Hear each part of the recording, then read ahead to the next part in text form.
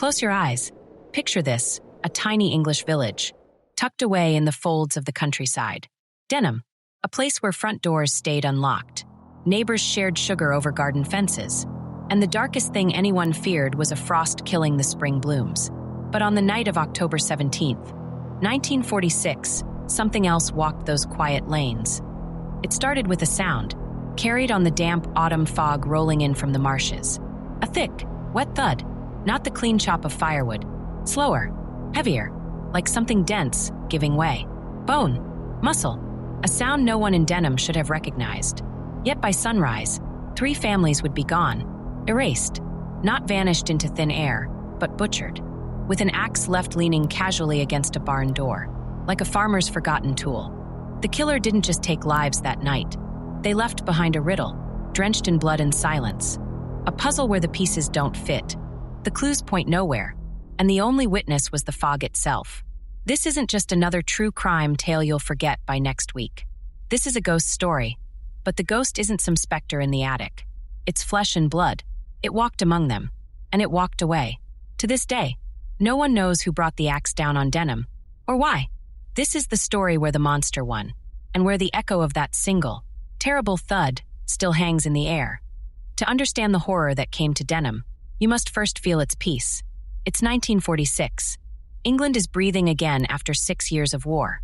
Ration books are still tucked in kitchen drawers, and the air carries the faint, metallic tang of old bomb sites in distant cities. But here, in this forgotten corner of Suffolk, Denham clung to a different time, a time before the world broke. Picture 16 stone cottages, huddled together like sheep against the cold. Lichen crusted the rooftops. Smoke, thick and gray from coal fires, wound its way up from crooked chimneys into a perpetually damp sky. No streetlights, no telephones in every home, just narrow lanes of hard-packed earth, bordered by hedgerows thick with hawthorn and secrets. The only map that mattered was the one etched into every villager's bones, the path to the church, the way to the mill, the shortcut through Old Man Henderson's field. Life ran on rhythms older than memory. Dawn brought the clang of the blacksmith's hammer. Midday meant the scrape of hoes in kitchen gardens. Children's laughter echoed down the lanes chasing homemade hoops, their innocence shielded by the sheer ordinariness of it all. Men home from the war, like Thomas Wilson with his quiet 1,000-yard stare, bent their backs to rebuild. Women like Eliza Wilson shared preserves over garden walls. Doors were propped open with bricks. Keys gathered dust in drawers. Trust wasn't just given. It was the bedrock they stood on. Rain fell. Crops grew. Life continued. It was gentle, predictable, safe. And that's what made it so terribly perfect. For something monstrous. Because in a place where everyone knows everyone, where suspicion is as foreign as a city motorcar, where do you hide? You don't lurk in shadows. You stand in the sunlight. You pass the time at the pub. You nod to the vicar on Sunday. You become part of the stone and the smoke and the trust. Denham wasn't just a village. It was a stage. And the killer wasn't hiding from them. They were hiding among them, waiting for the fog to roll in, waiting for the sound of the axe to be swallowed by the sigh of the wind. The horror of Denham isn't just in the numbers. 3 families, 6 lives extinguished. It's in the names, the faces, the ordinary lives shattered on an ordinary night. To truly grasp the void left behind, we need to step out of the fog of the crime and meet the people who called Denham home, people who trusted their neighbors, locked their doors with a simple latch, if at all, and expected nothing more than the sunrise. First, the Wilsons. Thomas Wilson. Picture him, early 40s, shoulders permanently stooped not just from farm work, but from the weight of what he'd seen in the deserts of North Africa. A quiet man, they said, stoic, came home from the war with medals tucked in a drawer and a stillness in his eyes that hadn't been there before. He worked the same patch of land his father did, coaxing life from the stubborn Suffolk soil. His hands were thick with calluses, dirt permanently etched under his nails, the hands of a man who built and mended. That October, he'd just finished rebuilding the cow shed. Beam by beam, he swung an axe for timber, 4 splitting logs to warm his family through the winter. He never imagined it could be a weapon turned against his own. His wife, Eliza. If Thomas was the quiet earth, Eliza was the bloom. She sang, not just sang, but led the small choir in St. Bartholomew's every Sunday morning. Her voice, clear and strong as a bell, would drift out of the old stone church windows, a familiar comfort to the village. She was the one who organized the harvest supper, who knew which neighbor needed a pot of stew after a sickness, whose laughter could light up the dim pub on a Friday night. Her hands were rarely still, kneading bread, tending her prize-winning roses, darning socks for her boys. She believed fiercely in the goodness of their little world. That faith, tragically, was absolute, and their boys, Peter and Michael, 10 and 8 years old, inseparable.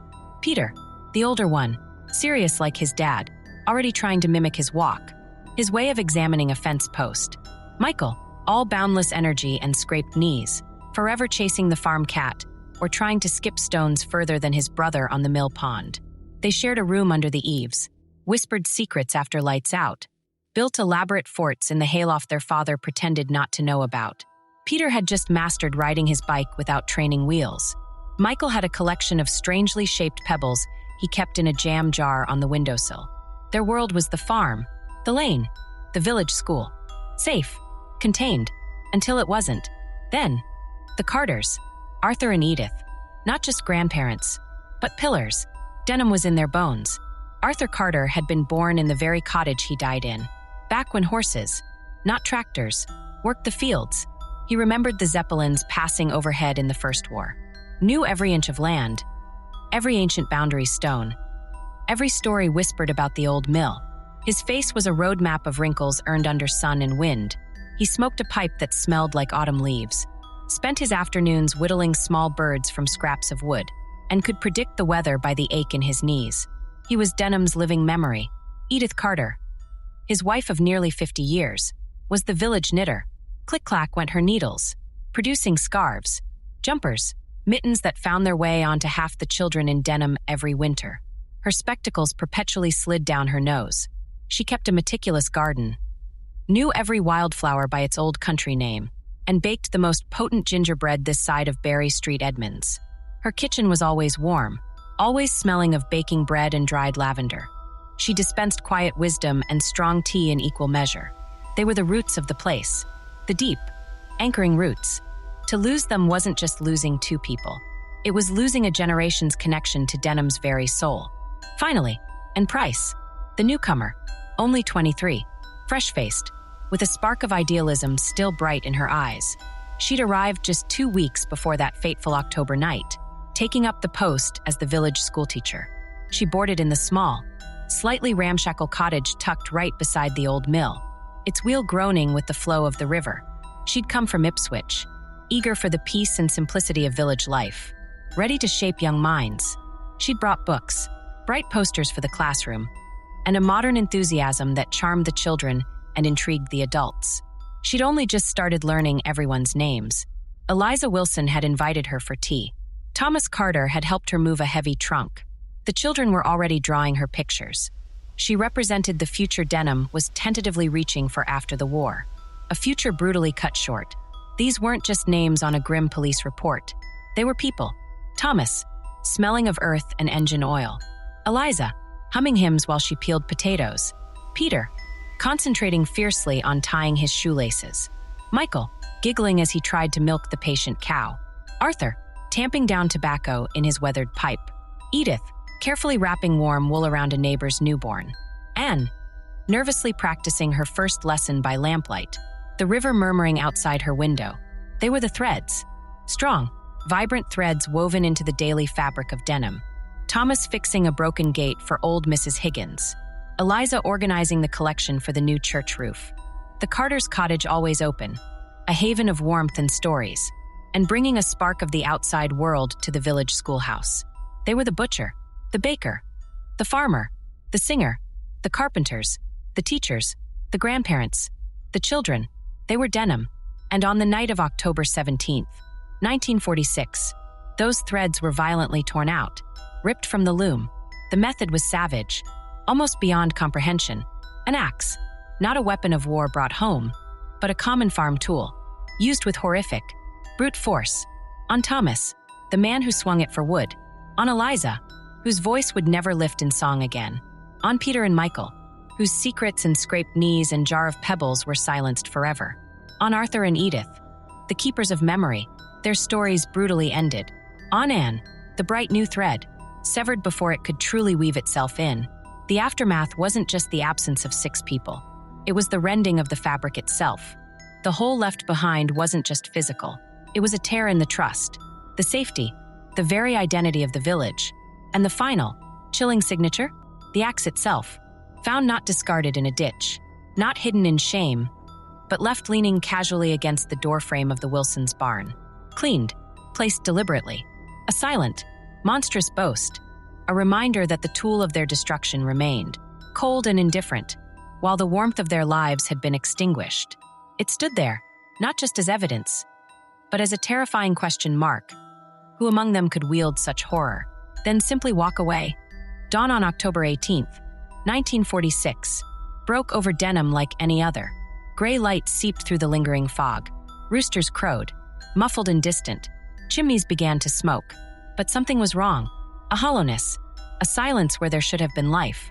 The first sign wasn't blood, or screams. It was milk. Bill Henderson, the milkman, trundled his horse-drawn cart down the familiar lane. His routine was clockwork. Stop at the Wilson gate. Leave 2 pints by the step. Stop at the Carter cottage. 1 pint. Stop at the Mill cottage, where Miss Price boarded. 1 pint. But at the Wilson farm, the bottles from yesterday were still there, untouched. Full cream turned slightly thick at the top. He frowned. Thomas Wilson was always up before dawn, always took the milk in. Bill placed the fresh bottles beside the old ones. Maybe Thomas was poorly. He moved on. At the Carter cottage, the same thing. Yesterday's bottle still sat on the worn step. Edith Carter never missed her milk. She used it for her baking, her strong tea. Bill placed the new bottle down, a knot of unease tightening in his stomach. He glanced towards the Mill cottage, and Price's bottle from yesterday was also untouched. 3 stops, 3 untouched bottles. In a village where life ran like clockwork, this was a broken cog, a jarring note in the morning quiet. Bill finished his round quickly, the clinking of bottles sounding unnaturally loud in the heavy air. He mentioned it to old Mrs. Higgins, hanging washing in her yard. Milk still out at the Wilsons and the Carters and the new teacher's place. Odd, that. Mrs. Higgins just shrugged, but her eyes followed Bill down the lane. The untouched milk became a ripple. Jenny Miller, delivering eggs from her hens, noticed it too as she passed the Wilson farm. She saw the 4 bottles now lined up on the step. No smoke curled from the chimney, no sound of Thomas chopping wood, or the boys chasing the dog. The farmyard was eerily quiet. No cluck of chickens, no lowing from the cows waiting to be milked.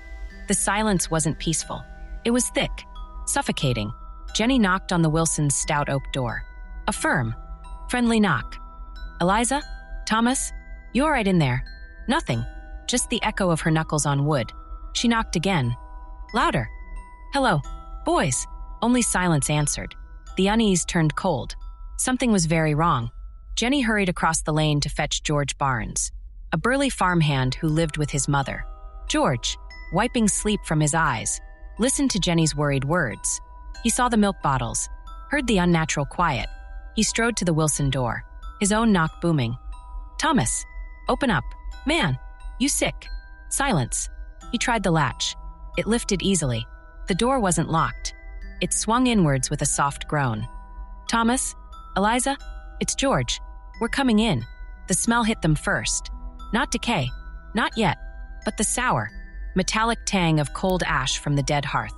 And underneath it, something else. A faint, coppery scent that made the back of George's throat tighten. They stepped into the kitchen. The scene was utterly, chillingly normal. And that's what made it wrong. Sunlight, weak and gray, filtered through the window. The kitchen table was set neatly for breakfast. For places, Thomas's larger plate, Eliza's teacup on a saucer, the boys' smaller plates, cutlery laid out straight. A loaf of bread sat uncovered on a board, a knife beside it, a pot of jam, a slab of butter softening in a dish. And in the center of the table, the teapot, a heavy brown earthenware pot Eliza always used. George touched it, stone cold. The tea inside hadn't even been poured. It was like time had stopped just as they were about to sit down. "Thomas? Eliza?" George called again, his voice echoing slightly in the stillness. "Peter? Michael? Where are you?" He moved into the small parlor. Empty. Neat. A half-knitted jumper of Eliza's lay draped over an armchair. He glanced at Jenny. Her face was pale. "Check upstairs," she whispered, her voice trembling. George took the stairs 2 at a time, the old wood creaking under his boots. He pushed open the door to the master bedroom. Bed neatly made. Thomas's work clothes folded on a chair. Eliza's dressing gown hanging on the back of the door. The boys' room next door. 2 small beds. Blankets pulled up. Peter's precious toy aeroplane sat on his pillow. Michael's jam jar of pebbles was on the windowsill. The beds hadn't been slept in. They were untouched. Perfectly made. Cold dread, sharp and icy, flooded George's veins. They weren't sick in bed. They weren't here at all. Where did a farmer, his wife, and 2 young boys go without taking their coats? Without touching breakfast? Without sleeping in their beds? He stumbled back down the stairs, his mind racing. Jenny was standing frozen in the kitchen doorway, staring out towards the barn. "George," she breathed, her voice barely a whisper. The barn door, it's open. The big double doors of the timber-framed barn, usually kept shut tight against the weather and animals, stood slightly ajar, a dark gap in the gray morning light. George walked towards it, his boots crunching on the gravel path. The silence was deafening now. No birds sang. The air felt thick, charged. He reached the barn doors. He hesitated, a primal fear gripping him. He pushed one heavy door open wider. The dim interior smelled of hay, dust, and something else. Something thick and cloying. Iron. Blood. His eyes adjusted to the gloom. Hay was scattered across the beaten earth floor. Tools hung neatly on the far wall. And then he saw them. At first, his mind refused to comprehend the shapes piled near the back wall, partially obscured by shadows. Not sacks. Not logs. Limbs. Clothing. Pale skin. A tangle of bodies. Thomas. Eliza. Peter. Michael. Stacked. Not carefully, but brutally. Efficiently. Like discarded firewood. Like rubbish. The sheer, horrific brutality of it slammed into George's chest. He couldn't breathe. He staggered back, a strangled cry escaping his lips, a sound of pure, animal terror and disbelief. Jenny, hearing his cry, ran towards the barn. She reached the doorway just as George stumbled out. Retching, his face ashen. She looked past him into the gloom. She saw the pile. She saw the small shoe, Peter's shoe, lying separate on the hay-strewn floor. Her scream tore through the morning silence of Denham. A high, piercing shriek of absolute horror that shattered the village's peace forever. It echoed off the stone cottages, carried on the damp air. It brought other doors flying open, neighbors running, drawn by the sound of a terror they couldn't yet understand. Chaos erupted. Men ran towards the barn, then recoiled in shock and vomit. Women clutched children, pulling them away, their faces masks of confusion turning to dawning horror. Someone was sent running for Constable Harris, who lived 3 lanes over. The quiet village green became a scene of panicked whispers, pointing fingers, and growing, suffocating fear. Constable Harris arrived. Breathless, his helmet askew, he pushed through the small, stunned crowd gathered a safe distance from the Wilson farm. He saw Jenny, collapsed and sobbing on the path. He saw George Barnes, leaning against a fence post, shaking uncontrollably. He steeled himself and walked into the barn. The sight made him physically stagger. He'd seen death in the war, but this was savagery in a place of supposed safety. He saw the axe wounds, the sheer brutality inflicted upon a family. He saw how they'd been discarded. His training kicked in. Barely. Secure the scene. Get help. But his hands trembled as he fumbled for his whistle. Then, as he turned, desperate to get out of that charnel house smell, his boots scuffed against something solid near the barn doorframe. Just inside the entrance, he looked down. It wasn't a tool left out. It was the tool, the axe. It stood upright, leaning casually against the rough timber frame. The heavy head, dark and stained with something that wasn't wood sap, rested on the packed earth. The handle pointed upwards, but it wasn't discarded in panic. It wasn't hidden. It had been cleaned. Not perfectly, flecks of dark matter clung to the blade's edge, but deliberately wiped down. The worst of the horror removed. It was placed with an almost deliberate calm, a chilling sense of order amidst the carnage. Almost polite, like returning a borrowed spade. But this was no spade. It was the instrument of annihilation. Left standing sentinel at the scene of its crime.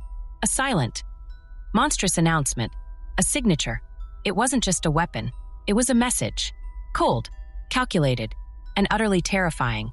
The horror of the Wilson barn, the discovery of the Carters, and in Price later that same awful morning, plunged Denham into a state of shock so deep it felt like paralysis. But shock couldn't stop the machinery of justice. However creaky it was in this rural corner of 1946, police from Berry Street, Edmonds arrived, grim-faced men in heavy overcoats, their boots echoing too loudly on the suddenly silent lanes. They brought with them the hope of answers, the promise of catching the monster. They found a village wrapped in a shroud of fear and silence, and clues that seemed to whisper, then vanish into the fog. Their first flicker of hope came from the earth itself, in the churned mud near the Wilsons' barn door, where George Barnes and others had rushed in blind panic. Careful eyes spotted something preserved by sheer luck. Footprints, deep, clear impressions left by heavy work boots. Size 10, not unusual. Half the men in Denham, farmers and laborers, likely wore boots that size. But they were there, a tangible mark of the killer's presence. They led away from the barn, not towards the lane, but across the field behind the farmhouse, towards the dense thicket bordering the Carter property. A path of retreat. Perhaps, hope surged. Cast plaster molds. Measure the stride. Find the boots. It felt like a solid thread to pull. Then, near in Price's cottage by the mill, the scene there was different. Inside, signs of a brief, desperate struggle. A chair overturned, a teacup smashed. But outside her small front door, partially trampled by the early chaos of discovery, lay another clue. A cigarette stub. Not a common rolled-up woodbine, but a slightly fancier, pre-made brand, filtered, unsmoked. That was the strange part. It hadn't been lit, not even puffed once. It looked discarded or dropped. Had the killer stood there, in the dark fog, holding an unlit cigarette? Why? Was it a nervous habit? A fidgeting hand? A moment of hesitation before shattering her door in her life? Or was it placed deliberately? A tiny, baffling detail. Bagged, catalogued, another thread. And then, the witness, old Mrs. Agnes Higgins, widow, lived alone in the cottage opposite the lane leading down to the mill. Known for her sharp eyes, her love of gossip, and her tendency to see things others missed. Or, as someone kindly whispered, things that weren't quite there. Shaken but determined, she spoke to the investigators. She hadn't slept well that night. She said, the fog was thick, muffling everything. Sometime after midnight, she couldn't say exactly when. The old clock on her mantel was unreliable. She'd gotten up for a glass of water, peered out her tiny kitchen window towards the mill path, and she saw it. It.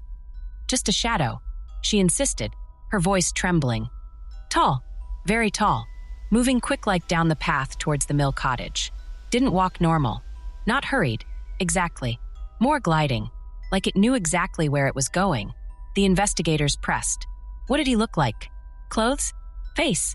Mrs. Higgins shook her head vehemently. No face. That's the God's honest truth. The fog swallowed it whole. Just height and darkness, like a tall shadow cut out of the night itself. A tall shadow moving towards Price's home near the time of her murder. It felt significant. Corroborated the path from the Wilson farm? A description, however vague. Another thread to grasp. Hope, fragile but present, began to build in the weary investigators. Footprints, a cigarette, a witness placing a tall figure near one scene. The pieces seemed to point towards the mill. It stood brooding beside the rushing Denham River, a place of noise and industry by day, isolated and shadowy by night. Was someone connected to the mill involved? The miller, John Croft, a burly, solitary man, or one of his workers. But the mill had an alibi, a solid, grinding, roaring alibi. The river, that night, swollen by autumn rains. It had been a torrent. The heavy water wheel had been turning at full force, driven by the powerful current. The noise it produced wasn't just a gentle splash. It was a constant, thunderous roar that filled the air around the mill buildings. A roar so loud, Croft insisted, you had to shout to be heard standing right next to someone. A roar that would have drowned out everything. Screams, cries for help, the thud of an axe hitting wood, or worse. Croft himself had been asleep in his small attached house. He claimed, exhausted from a long day. The noise of the river and wheel was his lullaby. He said, he slept through anything. His workers weren't there that night. The mill's alibi was watertight. Literally, the river's roar became a wall, blocking the sound of murder. shielding the mill from suspicion. The thread leading to the mill snapped. And then, the silence. Not just the silence of the crime scenes, but the silence of the living. The investigators knocked on every door. They questioned every villager, every farmhand, every soul who might have seen or heard anything unusual on that fog-shrouded night. The answers were a chilling chorus, sung in trembling voices or muttered behind closed doors. Heard nothing, saw nothing, slept sound. Fog was too thick, river was too loud. Wish I could help. It became a mantra, a wall, even from houses relatively close to the Wilson farm. The Carter cottage, or the mill. Nothing. Not a dog barking unusually, not a door slamming, not a cry in the night, not a glimpse of a figure carrying an axe, or covered in blood, or moving strangely. Nothing. 6 people brutally slaughtered, the killer moving between locations, leaving a cleaned axe on display. And an entire village heard and saw nothing? It defied belief. The fog was thick. Yes. The river near the mill was loud. Yes. But the Wilsons lived away from the river. The Carters were centrally located. Silence shouldn't have been absolute. Yet, according to every single person questioned, it was. This was the heaviest clue of all. Not a footprint or a cigarette stub, but the crushing weight of collective silence. It hung over the investigation like the lingering fog itself, thick and impenetrable.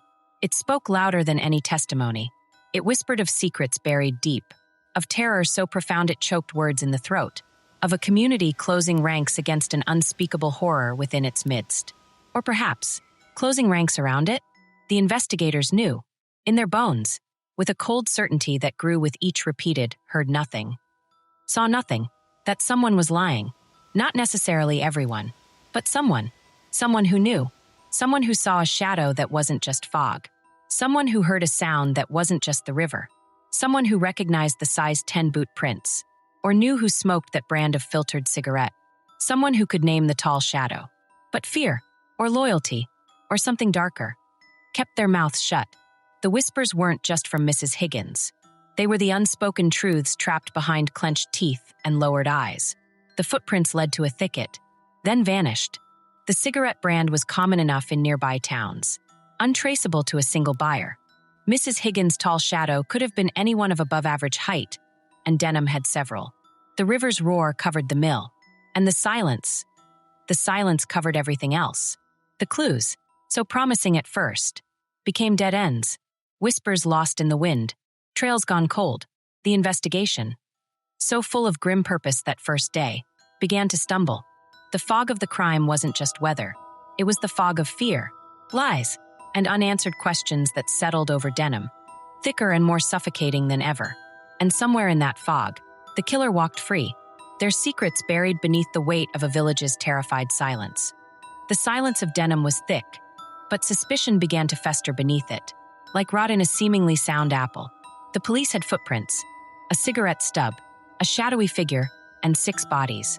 They needed a face to put to the monster. And in a village this small, where everyone knew everyone's business, eyes naturally turned towards the figures who didn't quite fit the peaceful tapestry. Or perhaps, tragically, towards those who fit it all too well. 2 names quickly rose to the surface, whispered in hushed tones behind lace curtains, debated fiercely in the back room of the pub. Men transformed, overnight, from neighbors into potential nightmares. First, Charles Boone, the butcher, Denham's provider of Sunday roasts and sausages, a man whose profession was, unavoidably, one of cleavers and blood. Boone was a big man, not just tall, but powerfully built, thick arms corded with muscle from years of wielding heavy knives, hoisting carcasses. He looked like a man who could wield an axe with devastating force. He had a temper, too. Everyone knew it. Sharp words exchanged over the price of mutton. A fist slammed down on his countertop when a customer complained. A reputation for holding grudges, though never anything violent, just intensity, a simmering beneath the surface.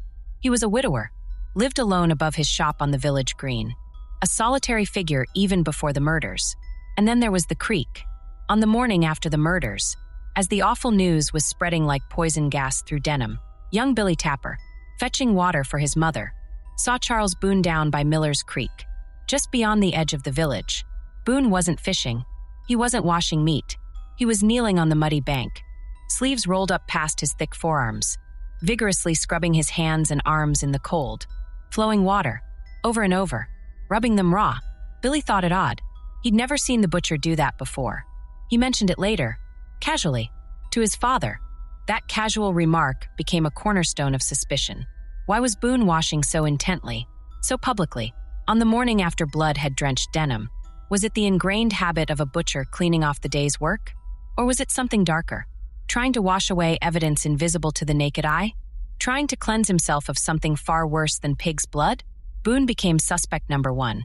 The man with the strength, the temperament, and the blood on his hands, literally seen washing it away. Second, Reverend Alban Finch, the shepherd of St. Bartholomew's, the man who had baptized Peter and Michael Wilson, who had comforted grieving families during the war, who preached gentle sermons on forgiveness and God's love. At least, he used to. In the weeks before the murders, parishioners noticed a change. Reverend Finch's sermons grew darker, more fervent. He began speaking less of love, more of sin, sin that festered. He said, sin that needed to be cut out, purged, like a diseased limb. His eyes, usually kind, seemed to burn with a strange intensity. He spoke of cleansing fires, of Old Testament vengeance. Purging sin became a recurring, unsettling theme. It made people shift uncomfortably in the pews. Was it just the stress of the post-war world? Or something more unsettling stirring within the Reverend? Then there were the boots. When investigators discreetly inquired about size 10 work boots, the size that made the prints near the Wilson barn, Finch owned a pair. Sturdy black boots, well-worn, kept neatly by his vestry door. He wore them for walking the muddy parish lanes, for visiting sick parishioners on outlying farms. Perfectly ordinary, perfectly common, but in the context of a faceless killer who left size 10 prints fleeing the scene, it became deeply suspicious. Reverend Finch was also tall enough to match Mrs. Higgins' shadowy figure. He lived alone in the drafty vicarage beside the church, a man of God, suddenly preaching fire and brimstone, owning boots that matched the killer's. Tall enough to be the shadow. It was a terrifying thought, that the shepherd might be the wolf. Finch became suspect number two, the man whose words seemed to foreshadow the violence, whose boots fit the prints, whose solitude offered no alibi. The pressure mounted.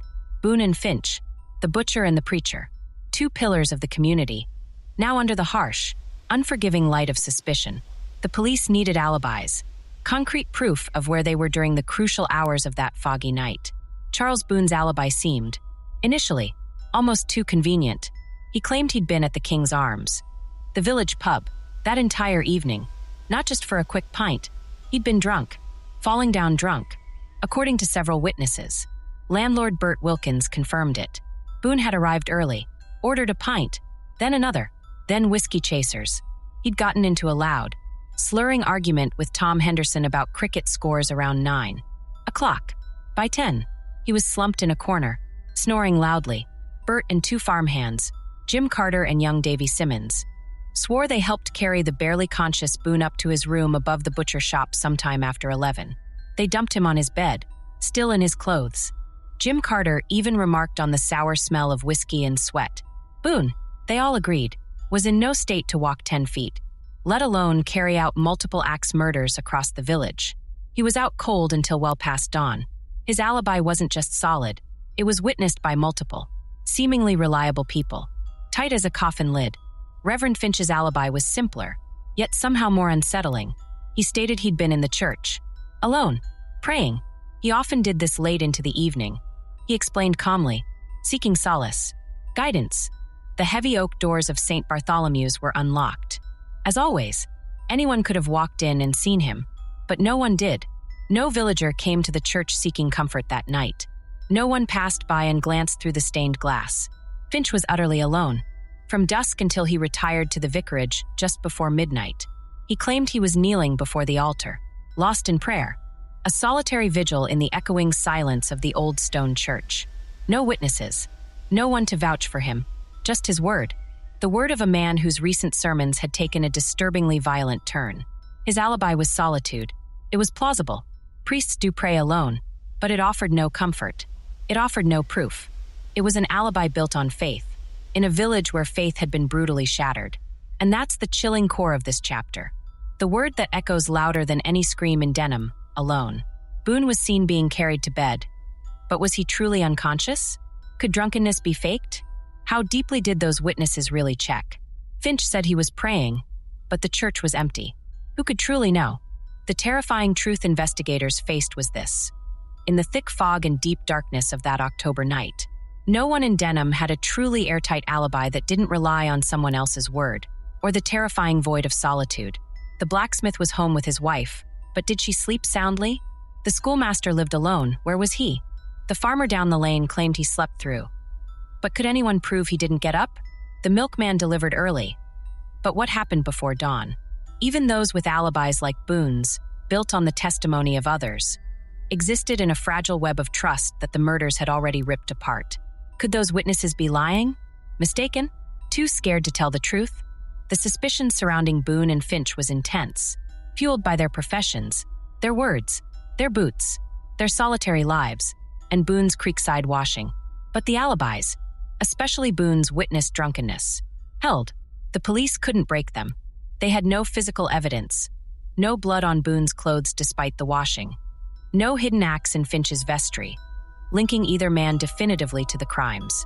The footprints were size 10, but so were many others. The cigarette brand wasn't one either man was known to smoke. Mrs. Higgins' shadow was tall, but so were others. Boone and Finch became symbols of the village's terror, monsters potentially hiding in the utterly familiar skin of the butcher, the priest. But the investigation couldn't pin the horror on them. The alibis, however unsettlingly thin in Finch's case, stood like walls. The police were forced to move on, to look elsewhere. But the whispers didn't stop. The fear didn't lift. Because if not the butcher, and if not the preacher, then who walked among them, who shared their bread, nodded hello in the lane, and harbored the capacity for such unspeakable slaughter? The monster wasn't just a suspect in custody. It remained a terrifying question mark, wearing the face of Denham itself, hidden by the very silence and solitude that now gripped the village in a stranglehold of fear. The investigation into the Denham axe murders was drowning in silence, drowning in dead ends, drowning in the sheer, impossible brutality of it all. The police from Berry Street Edmonds, men used to pub brawls and stolen tractors, were out of their depth in an ocean of blood and fog. They clung to procedure, filling notebooks, taking statements, chasing the ghosts of footprints and cigarette stubs. And in the chaotic, horror-filled hours after the discovery in the Wilson barn, amidst the vomit and the tears and the numb shock, something small happened, something easily overlooked, something that would become the case's most haunting, most frustrating mystery, a whisper within the scream. Constable Albert Harris, Denham's lone local bobby, middle-aged, competent enough for dealing with lost sheep and drunken farmers, but utterly unprepared for the charnel house he'd walked into that morning. He was the first official on the gruesome Wilson scene, blowing his whistle with trembling lips, trying desperately to impose order on hell. His hands shook as he scribbled in his standard-issue pocket notebook. Basic details, location, victims' names, obvious wounds.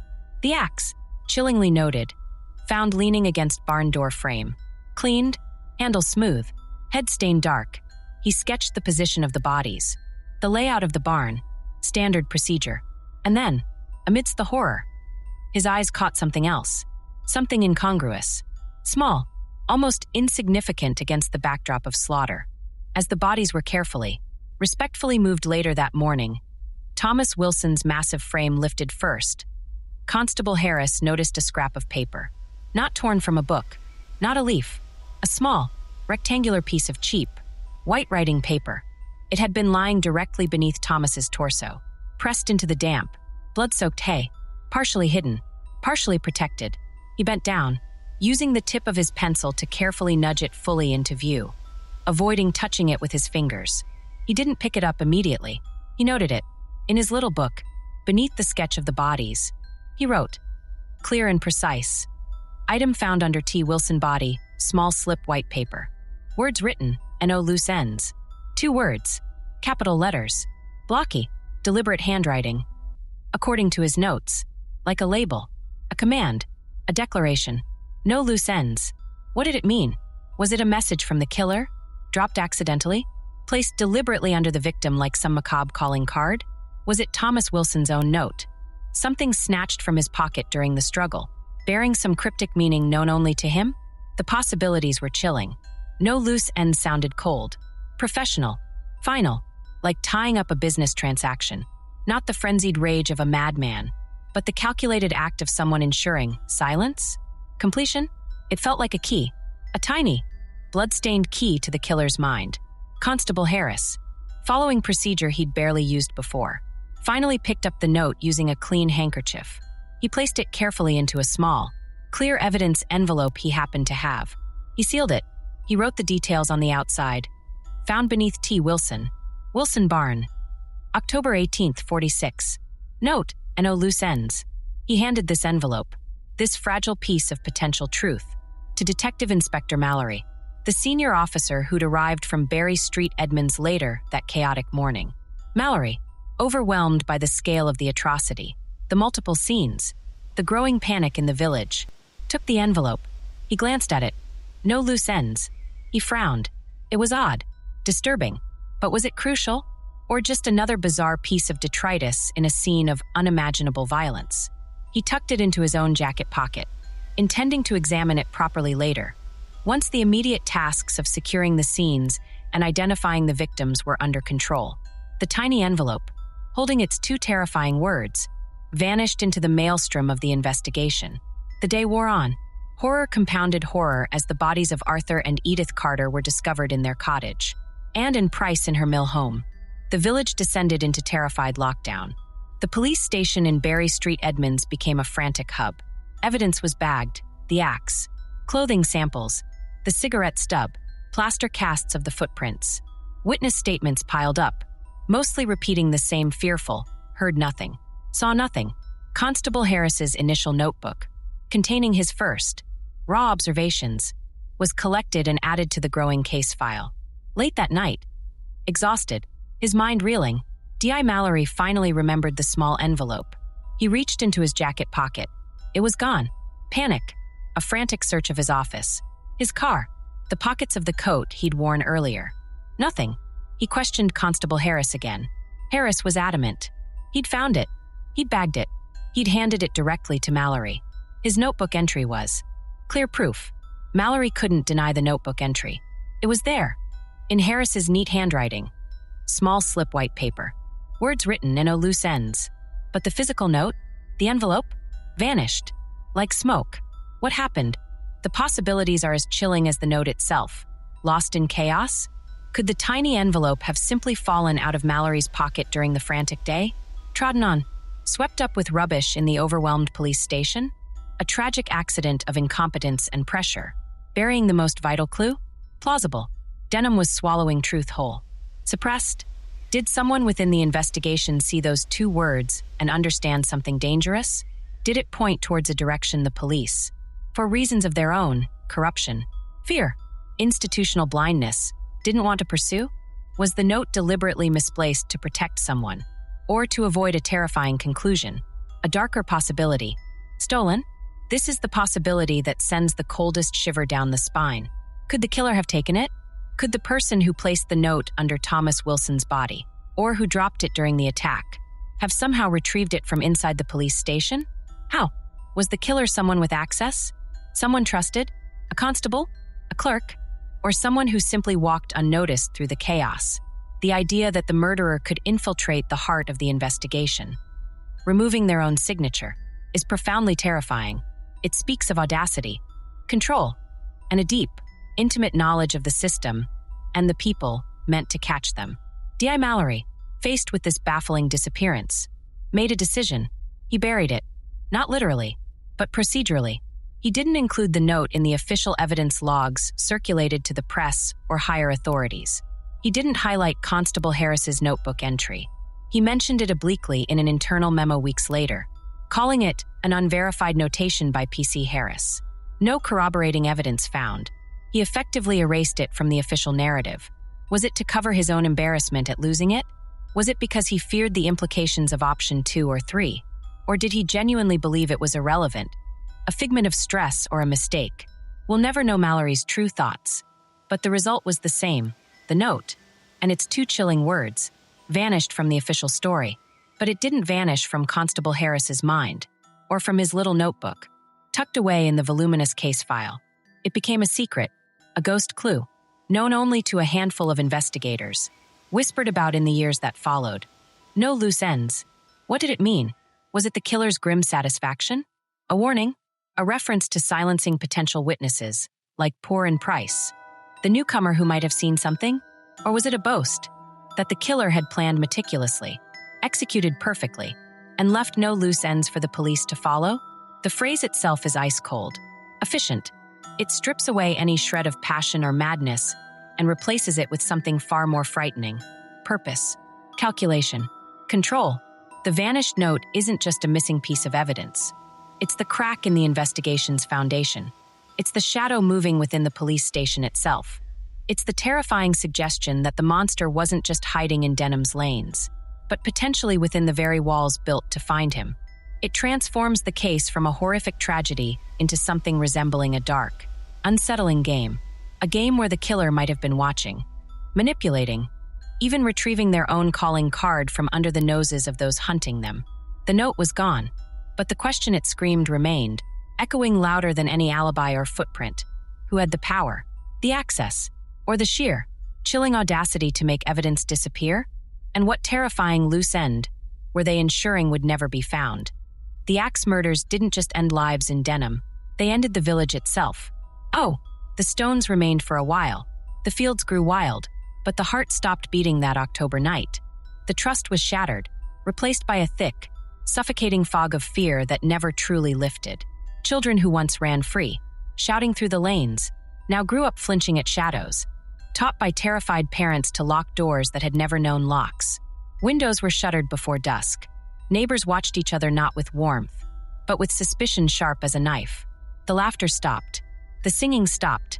Denham became a ghost town long before the ivy claimed the last cottage. It wasn't just a crime scene. It was a wound that refused to heal.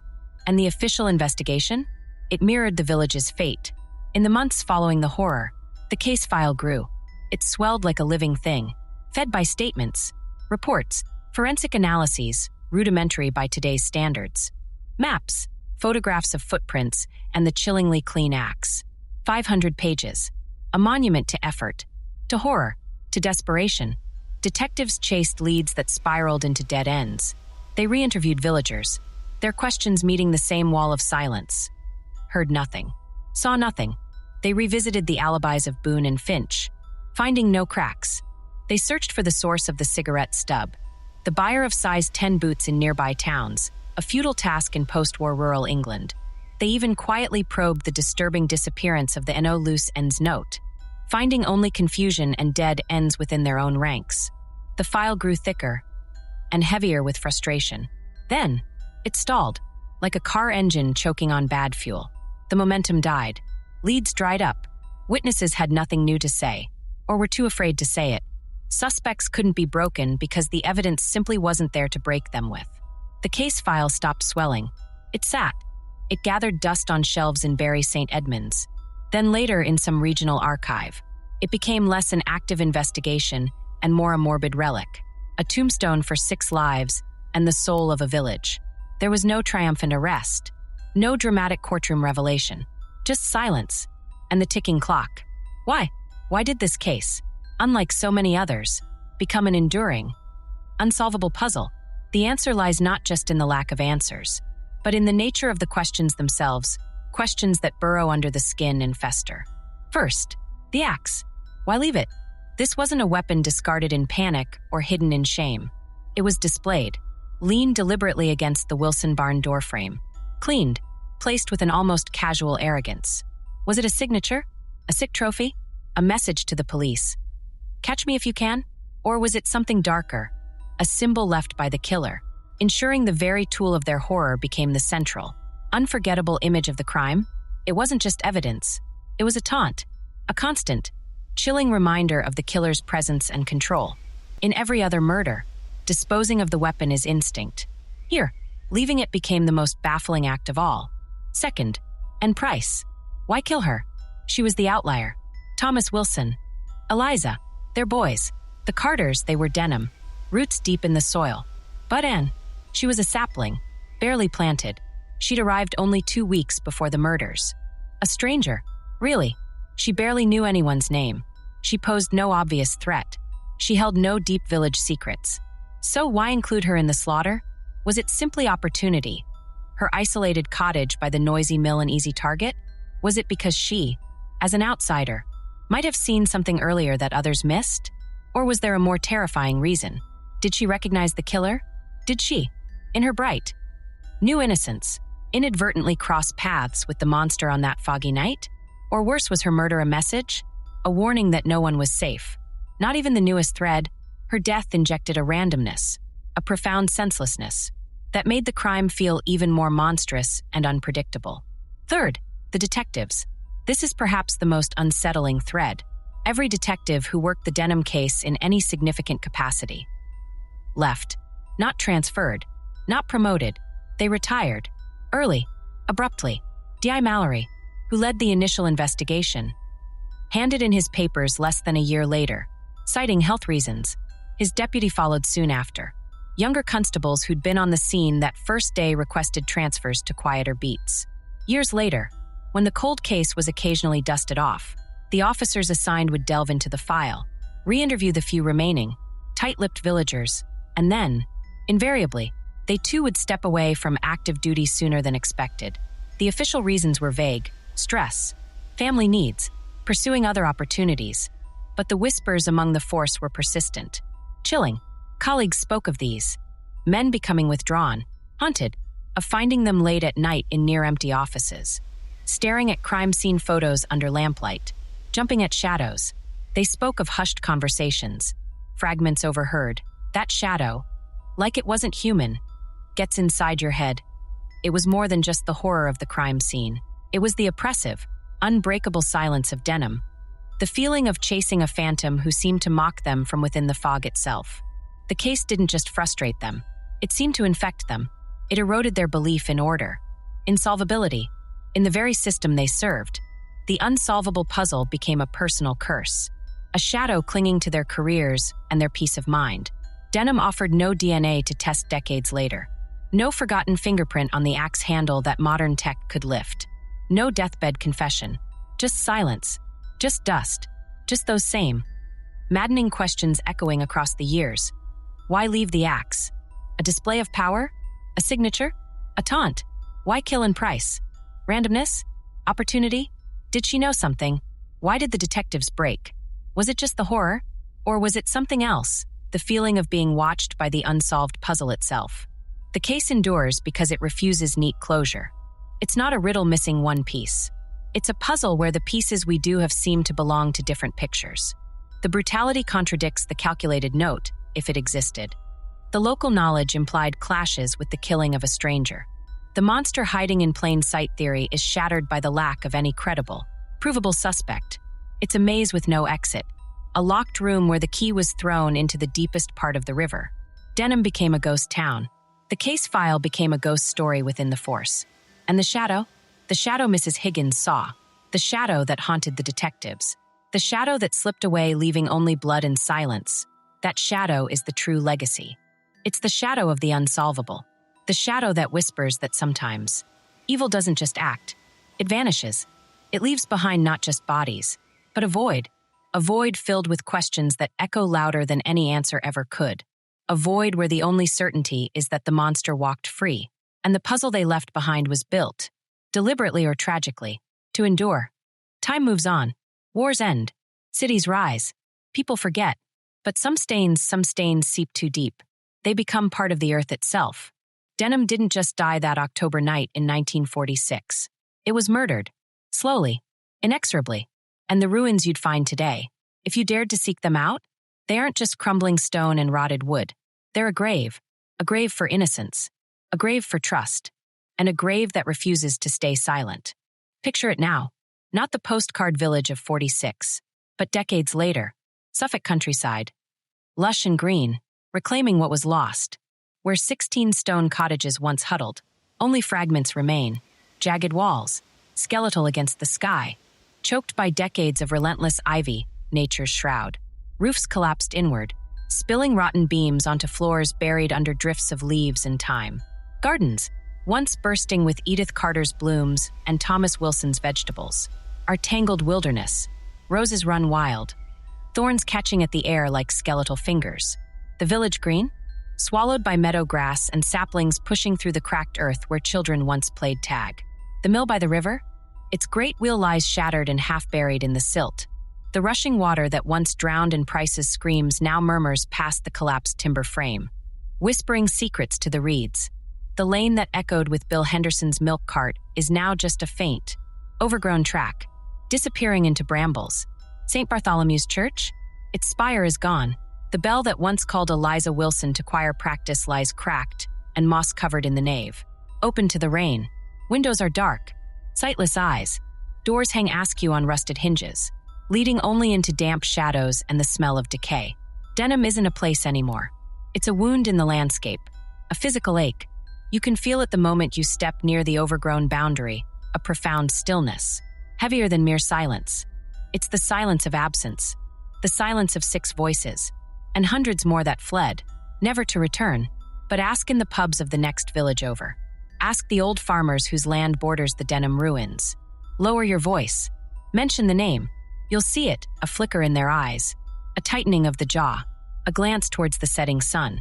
They'll tell you, reluctantly, in hushed tones meant only for those who truly want to know, that Denham isn't empty. They'll tell you about the thin moon nights, when the wind drops to nothing, and the owls fall silent. That's when you might hear it, drifting across the fields from the direction of the ruined woods behind the old Wilson farm. Not an animal cry, not the creak of old timber, but a sound, a solid, sickening thud, like something heavy and sharp biting deep into wet wood. Or something else, something dense. They'll say it echoes just once, just loud enough to freeze the blood. Then the silence rushes back, thicker, colder than before. Some dismiss it as badgers, or falling branches. But the ones who've lived nearby longest, they don't dismiss it. They lock their doors a little tighter. They pull their children closer. They know. It's the sound that never left, the echo of the axe. And that's the terrible, enduring truth of the Denham axe murders. It wasn't just 6 lives extinguished. It was the soul of the place. The killer didn't just swing an axe at flesh and bone. They swung it at the very idea of safety, of community, of trust among neighbors. They shattered the illusion that darkness only exists out there, beyond the village boundaries. They proved it could walk among them, share their bread, nod hello, and carry unimaginable horror behind a familiar face. Some doors, once opened, can never truly be closed again. The door to the Wilson barn stood open that terrible morning, revealing hell. The door to Denham's innocence was blasted off its hinges. And the door to the killer's identity? It remains shut, locked, sealed with silence and time. But the presence on the other side of that door, it lingers. The killer didn't vanish. Not really. They stepped back into the fog they emerged from. Not the physical fog of 1946, but the fog that hangs between fact and nightmare, between the known and the unimaginable. They exist there, in that liminal space, in the unanswered questions that still claw at the mind. Who? Why? In the chilling efficiency of the axe left on display, in the terrifying mystery of the vanished note, in the broken lives of the detectives who tried and failed to find them, in the ruins that whisper of a paradise lost to unspeakable violence. They're in the rustle of ivy on a broken wall that might be hiding a face. They're in the distant thud that echoes on a moon-thin night. They're in the instinctive fear that makes a villager lock a door that hasn't needed a lock for generations. The killer took Denham's soul, and in doing so, they became something else. Not just a murderer, but a ghost story made flesh. A permanent shadow cast across the Suffolk countryside. A chilling reminder that sometimes, evil doesn't just kill. It endures. It seeps into the soil. It becomes the land. And it waits forever just out of sight, in the fog between the world we know and the nightmares we can't escape. So here we stand, you and I, at the edge of the fog, staring into a darkness that swallowed an entire village whole. The Denham axe murders aren't just a case file gathering dust. They're a black hole, a void where answers should be, sucking in light, reason, and leaving only this, an unsolved scream echoing across 80 years. The puzzle box lies open before us. We have the pieces we could find, the brutalized families, the chillingly displayed axe, the vanished note whispering no loose ends, the silent village, the broken detectives, the whispers of a tall shadow. But the picture they form is fractured, maddening. Key pieces are missing, ripped out, hidden.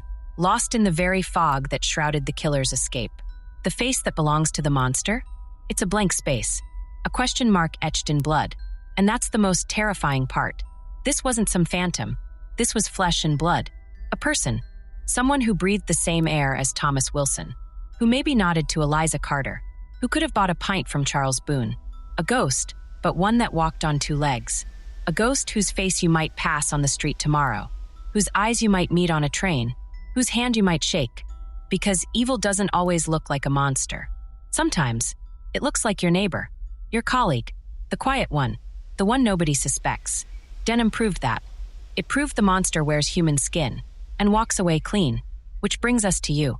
Sitting there, listening. Maybe you grew up near those Suffolk ruins, hearing the old, fearful whispers about the Denham thing. Maybe you stumbled upon a dusty local history book, its pages holding this horror. Maybe a grandparent muttered a name they shouldn't have. A detail that never made the official reports. A rumor about boots that vanished. A confession overheard in a pub long closed. A diary entry found in an attic. Speaking of tall shadows and sleepless nights in October 1946. Maybe, just maybe, looking at the fragments we do have, the axe, the note, the timing, the victims, a connection sparks in your mind that eluded everyone else. A pattern unseen, a loose thread the killer didn't manage to cut. Because here's the truth they couldn't bury with the victims. This story isn't over. It never ended. Not really.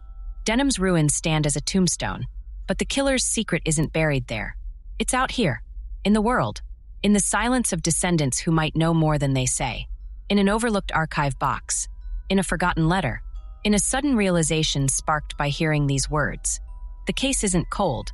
It's dormant, waiting, not just for time to reveal some hidden truth, but for light, for someone, maybe you, to shine a light into a corner everyone else missed, to ask a question nobody else thought to ask, to see the face in the fog that generations of investigators couldn't find.